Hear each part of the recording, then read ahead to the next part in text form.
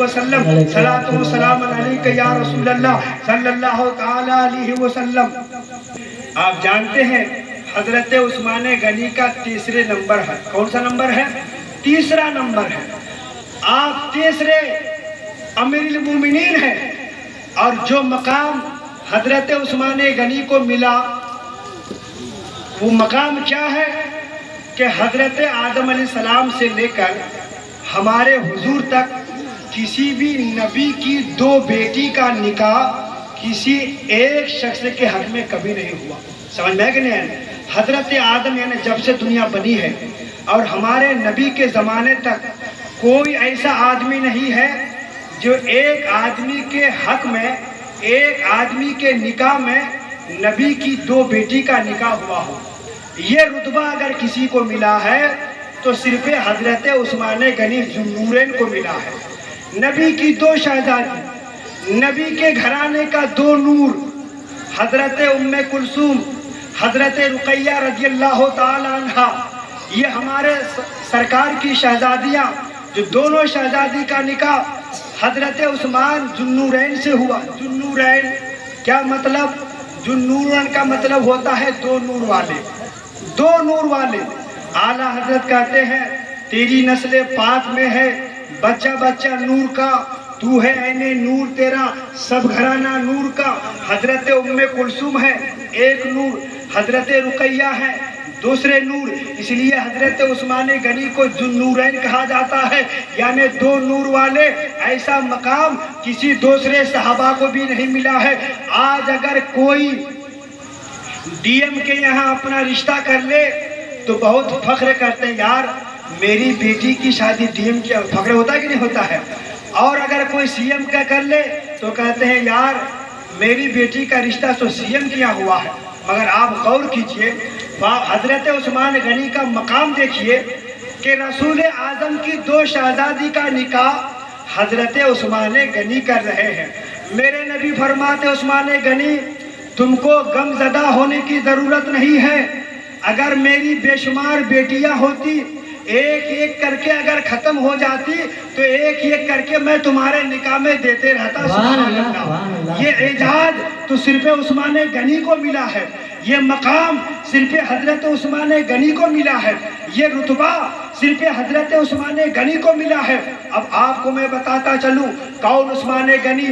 وہ عثمان غنی میرے نبی اپنے گھر میں تشریف فرما ہے، سامنے سے صدیق اکبر آ رہے ہیں، باہر سے عرض کرتے ہیں یا رسول اللہ میں اندر آنا چاہتا ہوں۔ نبی فرماتے ہیں آ جاؤ آ جاؤ۔ نبی کیا کر رہے ہیں؟ لیٹے ہوئے ہیں، نبی لیٹے ہیں، نبی نے اجازت دیا آ جاؤ، نبی لیٹے ہیں۔ صدیق اکبر اندر آئے تو نبی جو لیٹے تھے تو اٹھ کے بیٹھے نہیں، نبی لیٹے تھے تو اٹھ کے بیٹھے نہیں۔ اور اتنے میں فاروق اعظم تھوڑی دیر کے بعد آ رہے ہیں، عرض کرتے یا رسول اللہ میں اندر آنا چاہتا ہوں۔ میرے آقا فرماتے ہیں عمر آ جاؤ اندر۔ میرے نبی نے بلایا، میرے نبی پہلے سے لیٹے تھے، فاروق اعظم آئے تو اب بھی کیا ہے؟ لیٹے ہی ہیں، نبی اٹھے نہیں۔ اب تھوڑی دیر کے بعد حضرت عثمان غنی تشریف لا رہے ہیں، عرض کرتے یا رسول اللہ آپ کا خادم عثمان آپ کے گھر آنا چاہ رہا ہے۔ میرے نبی جیسے ہی عثمان غنی کا نام سنتے ہیں، جو نبی اب تک لیٹے تھے وہ اٹھ کے بیٹھ جاتے ہیں۔ سبحان اللہ۔ ارے عثمان غنی کا مقام تو سمجھو، جو عثمان غنی ابھی باہر ہے، نبی اندر لیٹے ہیں، صدیق اکبر کے آنے سے نبی نہیں اٹھے، فاروق اعظم کے آنے سے نبی نہیں اٹھے، مگر عثمان غنی آ رہے ہیں تو نبی اٹھ کے کیا ہو گئے؟ بیٹھ گئے۔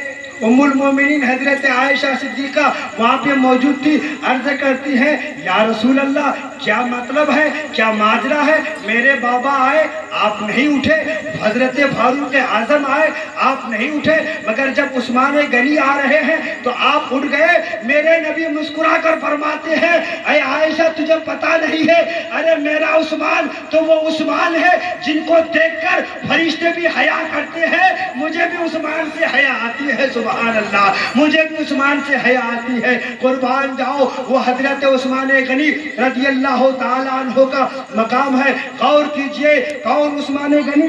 ارے وہ عثمان غنی جنہوں نے ہمارے حضور کو ایک بار اپنے گھر میں کھانے کی دعوت دی ہے، یا رسول اللہ آپ ہمارے یہاں تشریف لے جائیے۔ ہمارے آقا حضرت عثمان غنی کی یہاں پہنچے اور نبی کھانے کے بعد اب گھر جا رہے ہیں۔ کہاں جا رہے ہیں؟ گھر جا رہے ہیں۔ مہمان آپ کے یہاں بھی آتے ہیں، مہمان ہمارے یہاں بھی آتے ہیں۔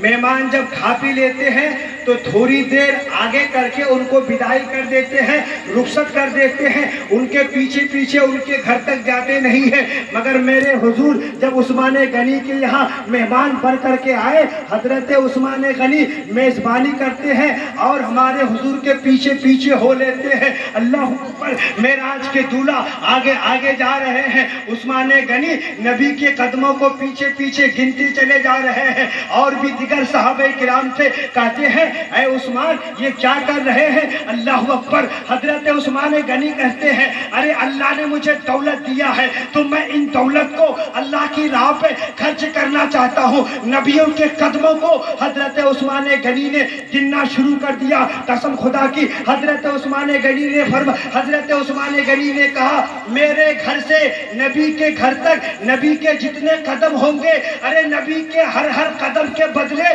میں ایک ایک غلام کو آزاد کروں گا، اس لیے کہ اللہ تعالیٰ نے مجھے سخاوت کا بادشاہ بنایا ہے۔ اللہ اکبر، مجھے کہنے دو، ملک شام کا ایک شخص تھا جو مجبور تھا، ایک شخص تھا جو پریشان تھا۔ اللہ اکبر، صدیق اکبر کے پاس وہ شخص پہنچا۔ کہاں پہنچا؟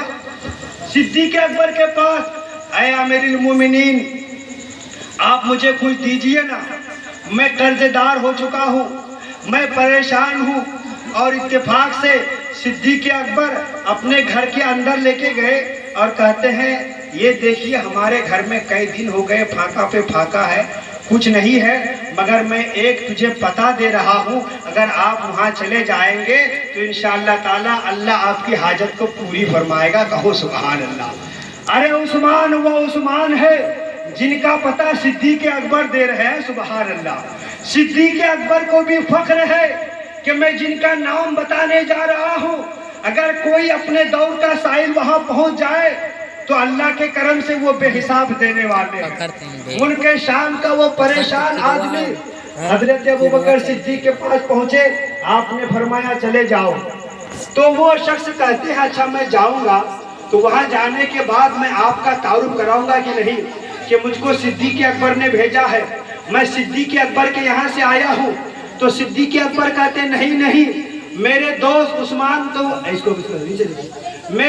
عثمان غنی تو ایسے ہے، وہاں پہ کسی کا نام لینے کی ضرورت نہیں ہے، صرف اگر وہ جان جائے کہ نبی کے غلام ہے تو ایسے ہی وہ بے حساب دے دیں گے، میرے نام لینے کی ضرورت نہیں ہے۔ آخرکار وہ ملک شام کا مجبور آدمی حضرت عثمان غنی کے گھر کے سامنے پہنچے اور سامنے کھڑے ہیں۔ حضرت عثمان غنی گھر کے اندر ہیں، ان کے بچے کھانا کھا رہے ہیں۔ کیا ہو رہا؟ کھانا کھا رہے ہیں۔ حضرت عثمان غنی اپنے بچوں سے ارشاد فرماتے ہیں اے میرے بچے، دودھ بھی استعمال کرتے ہو، گھی بھی استعمال کرتے ہو، ارے ایک چیز سے کھایا کرو نا، یا تو گھی کھایا کرو یا تو دودھ سے کھایا کرو، یہ دونوں چیز استعمال کہاں کرتے ہو؟ وہ آنے والا شخص سوچا کہ من میں کہ صدیق اکبر نے مجھے اچھا آدمی کا پتہ دیا ہے جو اپنے بچوں کو کھانے پہ پابندی کر رہے ہیں، وہ مجھے کیا دیں گے؟ جو اپنے بچوں کو ڈانٹ رہے ہیں وہ مجھے کیا دیں گے؟ مگر سوچے کہ چلو جب آئے ہیں تو تھوڑا برداشت کر ہی لیتے ہیں۔ اللہ اکبر۔ تھوڑی دیر کے بعد حضرت عثمان غنی گھر سے باہر آئے۔ ارے بڑے لوگوں کی بڑی بات ہوا کرتی ہے، سبحان اللہ۔